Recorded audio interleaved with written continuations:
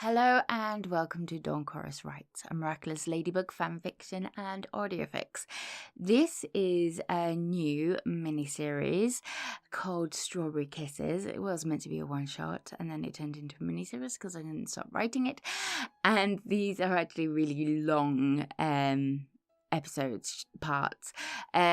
So I hope you love it. Massive shout out to the artist Solodrafts for the commissioned artwork I got done. I love this picture and thinking for ages what to write, and then this story came to mind. So I hope you smash that like button, subscribe if you haven't already, and make sure you share to anyone who else might enjoy it.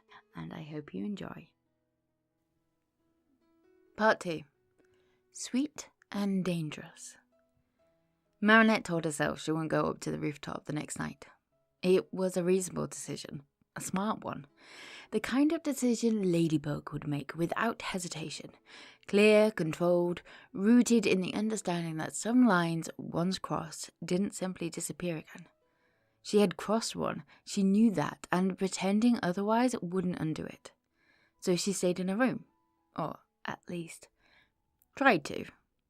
Her sketchbook lay open in front of her, pencil resting uselessly between her fingers as her gaze drifted again and again towards the skylight above her bed. The same skylight that now felt less like an escape and more like a question she wasn't ready to answer. Would he come back? The thought slipped in before she could stop it, quiet and unwelcome. She frowned slightly, pressing the tip of a pencil a little harder against the page without actually drawing anything. That wasn't the point. The point was that he shouldn't come back. Not like that, not after. Her thoughts stalled, her lips pressing together. Not after she had kissed him. The memory rose too easily, too vividly. The warmth of it, the softness, the way everything gone quiet for just long enough to make it feel real before reality rushed back in around her. Her fingers tightened slightly around the pencil. This was exactly why she shouldn't go up there. Because if he came back, and he would because Cat Noir was nothing if not persistent, then what? What would she do? Pretend it hadn't happened? Laugh it off? Set a boundary she hadn't managed to hold the night before? Her stomach twisted faintly because none of those felt true. And that was the problem. Marichat, Tiki said gently from where she hovered near the edge of the desk, watching her with quiet concern. You haven't drawn a single line in 10 minutes. Marichat blinked, glancing down at the page like it had personally betrayed her. I'm thinking. You're staring at the skylight. I can do both. Tiki tilted her head slightly. Can you? Marichat hesitated. Yes, she said, though it came out a little less certain than she intended. Tiki didn't argue. She didn't need to, and that almost made it worse. Because if Tiki had pushed, Marichat could have deflected, could have insisted, could have buried the truth under stubbornness and irritation. But instead, her Kwame simply hovered there, quiet and knowing, like she could see exactly where Marichat's thoughts were circling and was choosing not to force them into the open. It left Marichat alone with them, alone with the question she didn't want to answer. Would he come back? Her gaze drifted upwards again. The skylight beyond the glass had deepened into that familiar endless blue. Paris lights beginning to glow beneath it like scattered gold. It looked exactly the same as it had the night before. Nothing had changed, except everything had. She exhaled slowly, setting her pencil down with more care than necessary. He might not come tonight, she said, almost as if she was trying to convince herself. Tiki hummed softly. Maybe not. Marinette's chest tightened slightly. That wasn't the answer she wanted, she paused, which was a problem. Because she shouldn't want him to come back. Not like this. Not when things were already too complicated, too blurred, too close to something she didn't know how to control.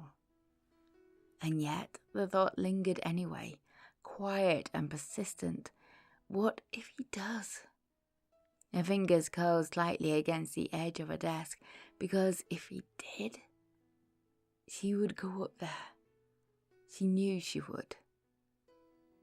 The realization settled into her slowly, heavily, like something had been avoiding finally catching up to her.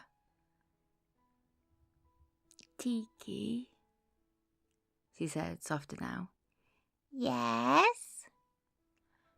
If I go up there, it doesn't mean anything. It sounded weaker out loud than it had in her head. Tiki didn't answer immediately. She drifted a little closer instead, a small expression gentle but serious.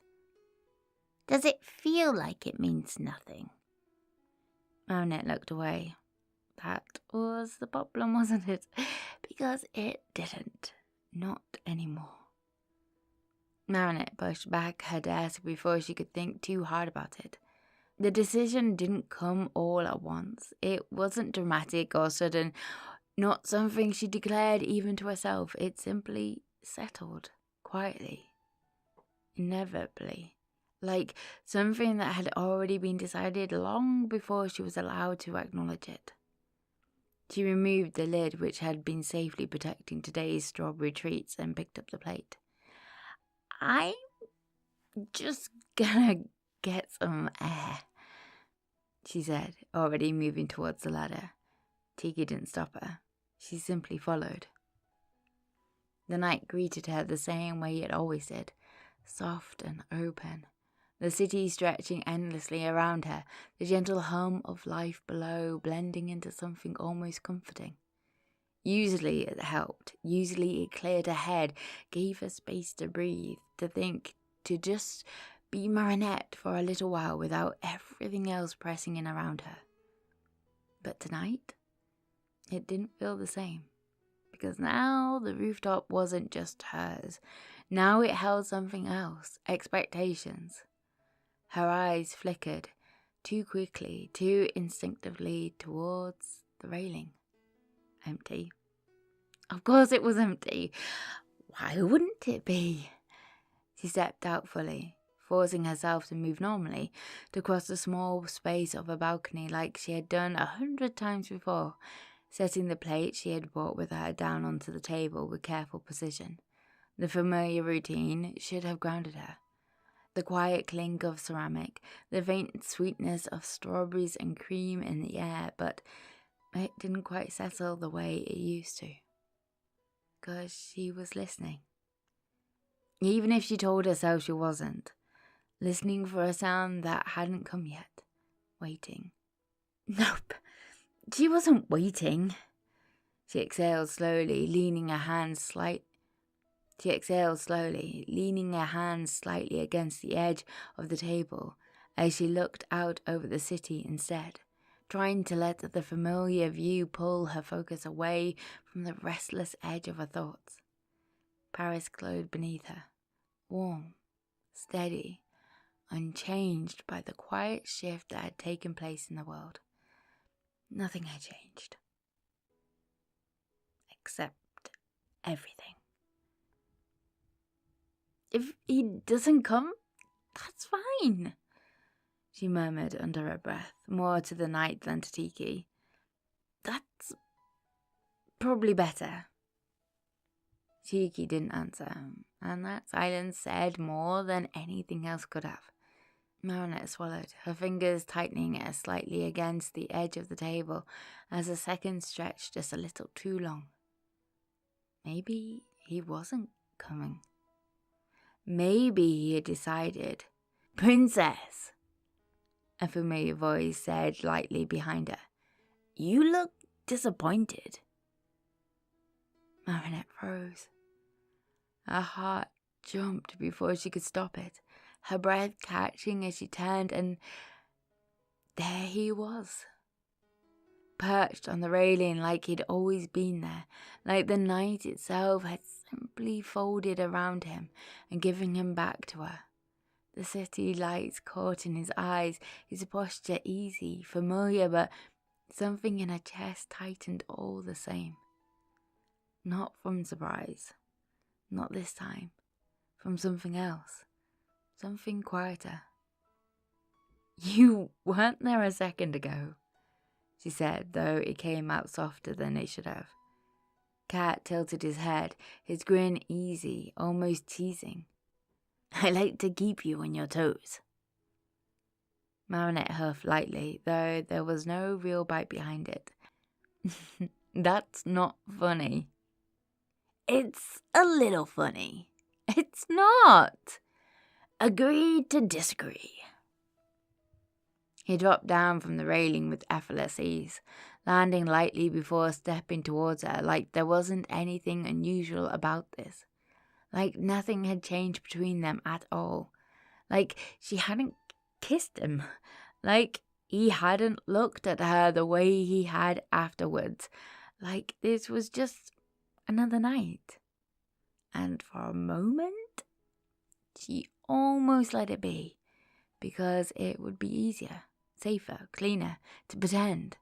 But then his gaze met hers, and something in it softened, just slightly, just enough, and the illustration cracked.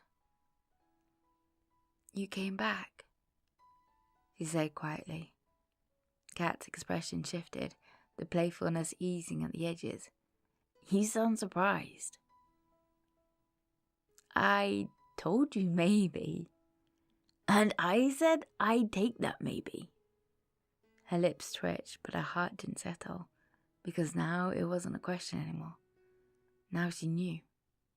He would come back, and worse, she wanted him to.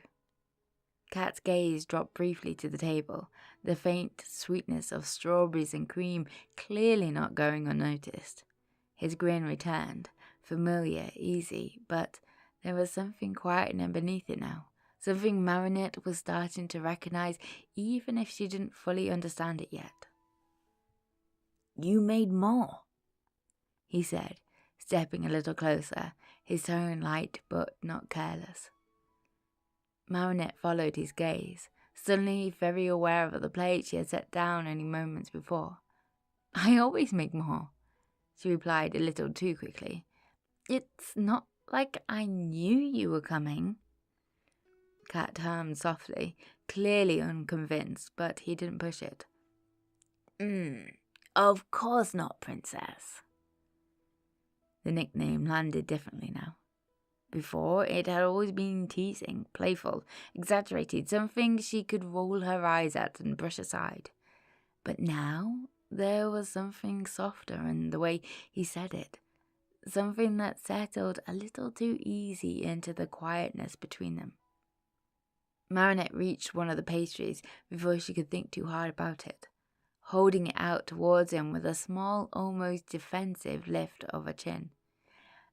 "If you're going to hover, you might as well try one." Cat's smile widened, and he didn't take it immediately. Instead, he looked at her, really looked at her. And for a second, just a second, it felt like the space between them shifted again, something unspoken passing quietly from one to the other. Then he reached out. Their fingers brushed. It was barely anything. Accidental, fleeting, but Marichat felt it. A small spark, quick and unexpected, running through her before she could stop it. She pulled back her hand, just a fraction too quickly. Cat stilled. Not in a way that called attention, not in a way that would have felt awkward or forced, but just enough that she noticed. Because, of course she did. He took the pastry then, his movements slower now, more deliberate, like he was choosing not to react even though he felt it too. "Thanks," he said, quieter than before. Marichat nodded, her attention suddenly very fixed on the table in front of her. It's just a test batch. Kat took a bite, and just like the night before, the filling betrayed him. A small burst of strawberry cream slipping slightly at the edge, leaving the faintest trace at the corner of his mouth. Marichat noticed immediately. Of course she did. She huffed out a soft breath that might have been a laugh if it hadn't caught halfway through. You're terrible at eating those. Kat swallowed, licking the remaining sweetness from his lips in a way that did absolutely nothing to help Marichat's sudden, very unhelpful awareness of him. I think that's a design flaw, not a me flaw. It's definitely a you flaw. Agree to disagree. She shook her head slightly, reaching instinctively for a napkin before pausing. The moment stretched because this was familiar. Too familiar. The same position, the same distance, the same quiet awareness of how close they were standing. Her hand hesitated in the air, and then, before she could overthink it, she stepped closer. Kat didn't move. He didn't joke. Didn't fill the space the way he usually would. Instead, he just watched her. Hold still, she murmured, softer now, her voice quieter than she intended. Her fingers brushed lightly against his jaw as she wiped the remaining cream away. The touch brief but careful, her breath catching slightly at how close they suddenly were.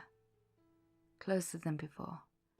Closer than she should have allowed, as the air between them shifted again. Not sudden, not overwhelming, but somehow deeper, like something that had started the night before was settling into place rather than fading away. Kat's voice, when it came, was softer than she'd ever heard it.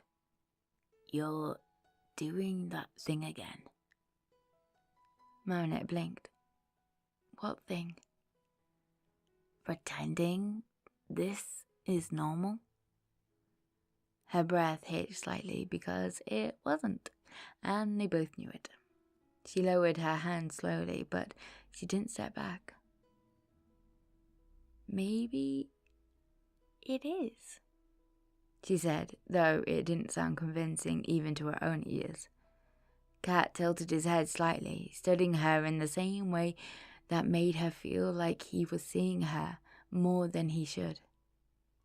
Then, why are you nervous? I'm not nervous. You are. I'm not. Princess. Kat. The word slipped out before she could stop it. Not teasing, not playful, perhaps a warning, or maybe a boundary she wasn't entirely sure how to hold. Something in his expression softened immediately. Okay, he said quietly, and just like that, he didn't push, didn't tease, and didn't try to turn it into something lighter. He simply stayed there, close but not closing the distance further, like he understood exactly where the line was, even if she didn't. Somehow, that made it worse, because it meant she was the one deciding where this went next, and she didn't know what she was choosing anymore. The silence didn't break straight away. It lingered. Not awkward, not strained, but something heavier than what they were used to share. Before, silence with Kat had always been something she could fill easily. Either with laughter, something light to keep everything from settling too deep. Now it didn't feel like something to escape. It felt like something to sit in. Marichat let out a slow breath, turning slightly so she was leaning back against the edge of the table instead of facing him directly. It gave her something to focus on, something solid beneath her hands, even if it didn't do much to steady the rest of her. Kat shifted beside her, not quite mirroring her, but close enough that she could feel his presence without looking at him. You've been quieter, he said after a moment. Marionette glanced sideways at him. You noticed that? I notice a lot of things, he replied lightly, though his tone didn't quite match the usual playfulness. She huffed softly. That's concerning. It should be. That earned the smallest flicker of a smile, but it didn't last, because he was still looking at her like that. Not like a joke, not like a distraction, like he was actually waiting for an answer. I've just been busy, she said, though even she could hear how thin it sounded. Cat tilted his head slightly. Busy thinking? Marionette hesitated. Maybe? He didn't press straight away. He just let the answer sit there between them, like he was giving her the space to take it back if she wanted to. She didn't. That's usually when things get complicated, he said, eventually, quiet now.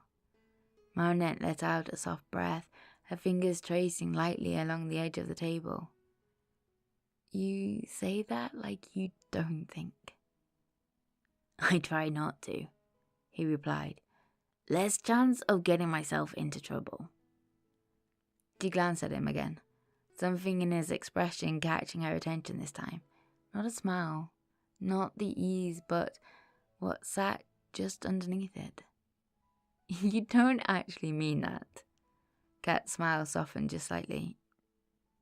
No, he admitted. The honesty landed heavier than it should have, because he didn't usually give it that easily. What do you think about then? She asked before she could stop herself. The question hung there, more personal than she intended. For a moment she thought he might deflect, turn it into a joke, brush it aside, keep things safely distant the way he always used to. He didn't. Things I can't fix, he said simply. Marionette stilled. The words were quiet, careful, but there was something behind them that felt real in a way she wasn't used to hearing from him. Like what? She asked, softer now. Cat looked out over the city instead of at her this time, his shoulders shifting slightly as if he were considering how much to say. People, he said after a moment. Expectations. Things I'm supposed to be that don't quite fit. Marionette's chest tightened because that felt familiar. Too familiar. And you can't fix that? She asked gently. He let out a quiet breath, something almost amused flickering briefly across his expression before fading away. If I could, I probably wouldn't be out here most nights. Marionette's gaze lingered on him, on the way his voice had shifted, on the way he wasn't looking at her now, on the way this felt less like Cat Noir and more like someone else. Someone real. And that was dangerous, because she could feel herself responding to it in a way she hadn't planned for. Is that why you come here? She asked, the question slipping out before she could filter it. Cat glanced back at her, then, for a second, something unreadable passed through his expression. Partly, he said. And the other part? His lips curved slightly, but it wasn't quite the same as before. You make good pastries. Marionette rolled her eyes faintly, but the response didn't settle the way it usually would have, because she knew that wasn't the full answer, and something in the way he held her gaze told her. He knew she knew. You're avoiding the question, she said quietly. Maybe. That's not an answer. It's the only one you're getting right now. She exhaled softly, shaking her head just a little. You're impossible. I've been told. There was a pause, then softer. But I'm here. The words settled between them, simple but weighted. Marichat felt it in the way her chest tightened again, in the way her fingers stilled against the table, in the way her thoughts seemed to trip over themselves, trying to find something else to hold on to. Because he was. He kept coming back, not because he had to, not because of patrol, not because of anything she could explain away, but because he chose to. And she didn't know what to do with that. You don't have to be, she said, though the words felt fragile the moment they left her. Kat's gaze didn't waver. I know. Suggesting he wasn't here out of habit, or obligation, or coincidence. He was here for her. And suddenly the roof didn't feel like neutral ground anymore. It felt like something else entirely, something that was shifting under her feet in ways she wasn't sure she could control. She looked away first, not because she wanted to, but because she needed to. Because if she kept looking at him like that, if she let herself stay in the moment any longer, she wasn't sure where it would lead. Marichat stayed where she was, her hands resting lightly against the edge of the table, her gaze fixed somewhere out over the city without really seeing it. The lights blurred slightly at the edge, soft and distant, like something she could lose herself in if she let her thoughts drift far enough away. But she didn't, because she was aware of him, still. Always. The space between them hadn't changed, not physically, not enough to notice, not enough to call attention to, but it felt different now. Closer, somehow even without movement, like something had shifted quietly into place, something neither of them had acknowledged, but both of them could feel. She could hear him breathe. It shouldn't have mattered, and yet it did. You're thinking again, Kat said softly. Marichat let out a faint breath, something almost like a laugh, but quieter, more tired. You say that like it's a bad thing. It depends on what you're thinking about. She turned her head slightly, just enough to glance at him. You? The word slipped out before she could stop it. It wasn't meant to be said out loud. It wasn't meant to exist outside of her own thoughts. But there it was, between them. Clear, unavoidable. Kat stilled. Not dramatically, not in a way anyone else might have noticed, but Marichat did. She felt it in the way the air shifted, in the way his attention sharpened, in the way something unspoken rose to the surface and stayed there. That sounds serious, he said after a moment, his voice quieter now. Marichat's heart skipped. Her fingers tightened slightly against the table before she could force him to relax. It's not. It was. They both knew it. She exhaled slowly, turning her gaze back towards the city, as if that would somehow soften the weight of what she had just admitted.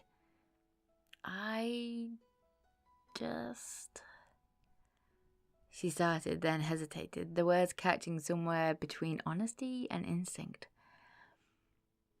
I don't know what this is. There it was again. That truth, that uncertainty, that line she couldn't quite see anymore. Kat didn't answer straight away. He stepped a little closer, not enough to crowd her, not enough to push, but enough that she could feel the shift, the subtle narrowing of the space between them. It made her pulse quicken, not from fear, from something else. Does it have to be something? He asked quietly. Marichat swallowed because that answer would be easier, safer. If it didn't have a name, then it didn't have rules. If it didn't have rules, then she didn't have to decide what to do about it. But that wasn't how she worked. It never had been. I think it does, she said softly. Kat's gaze stayed on her, steady, searching but not demanding. Why? Marichat let out a small, uneven breath, her thoughts tangled together in a way she couldn't quite separate. Because things don't just stay like this, she said. They change. They mean something whether you want them to or not. Her voice softened at the edges, almost lost to the night air. And if I don't know what this is, then I don't know what I'm risking. The words hung there, honest, more honest than she had meant to be. Kat's expression shifted again, something deeper settling into place behind the familiar mask of ease. And what do you think you're risking? He asked. Marichat hesitated. Everything. The word formed instantly in her mind, clear and undeniable, but she didn't say it. Instead, she shook her head slightly. I don't know. That wasn't entirely true, but it was as close as she could get to saying it out loud. Kat studied her for a moment longer, like he could see through the answer she hadn't given. Then, slowly, he let out a quiet breath. I don't want this to be something that scares you away, he said. The softness of it caught her off guard, because he wasn't teasing, wasn't deflecting, wasn't hiding behind anything. He was just honest, and suddenly the risk didn't feel one-sided anymore. Marichat looked at him fully then, really looking this time, taking in the way his expression had shifted, the way the usual confidence had softened into something more careful, something real. You don't scare me, she said. That part, at least, was true. Kat's lips curved faintly, but it didn't quite reach his eyes. That's not what I meant. I know. There was a pause, then quieter. You make things complicated. It was almost a compliment, almost, but not quite. Kat let out a soft breath, something almost like a laugh but gentler, less certain. I've been told that before. Marichat's lips twitched faintly despite herself. I'm serious. I know. I'm just still doing it. Also true. She shook her head slightly, but there was no real frustration behind it, because the truth was, she wasn't stepping away. Even now, even knowing this was getting more complicated with every moment they stayed like this, even knowing she was letting something grow that she might not be able to control later, she wasn't stopping it. And that was the choice. The one she hadn't said out loud, the one she wasn't sure she fully understood yet. But it was there, clear, steady, real. She met his gaze again, holding it this time instead of looking away. I think I'm already in it, she admitted softly. Kat didn't move, didn't speak. But something in his expression shifted, something quiet and almost relieved, like he had been waiting for her to reach that point on her own. Yeah, he said after a moment just as softly. Me too. The words settled between them, simple, but heavy with everything they didn't say alongside them. And for the first time since that first night, Marichat didn't try to pull back. She didn't try to redefine it. Didn't try to convince herself it didn't mean anything. She just stood there. Let it exist. Let it be what it was becoming, even if she didn't know what that meant yet. Even if she didn't know what it would cost. Thank you for listening to part 2. I hope you're enjoying this one. It's a proper slow burn, you know what I mean. You know my rating. So I hope you like it, and make sure you smash that like button if you do. Make sure you subscribe if you're not already. There's loads of other stories and one-shots and series coming your way, and make sure you share to anyone who might enjoy it. And make sure you look out for part 3, which is coming very, very soon. And I hope you're good. Bye.